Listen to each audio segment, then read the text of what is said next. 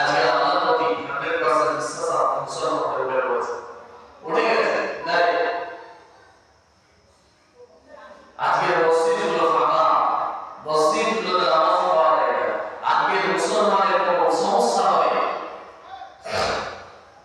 মুসলমান কোনো বিপদে পড়লে, মুসলমান কোনো বিপদে পড়লে আগে ছুটে যাবে কোনো মাজারে, মাজারে চলে যাবে, কোনো দরগায় চলে যাবে। ইসলামের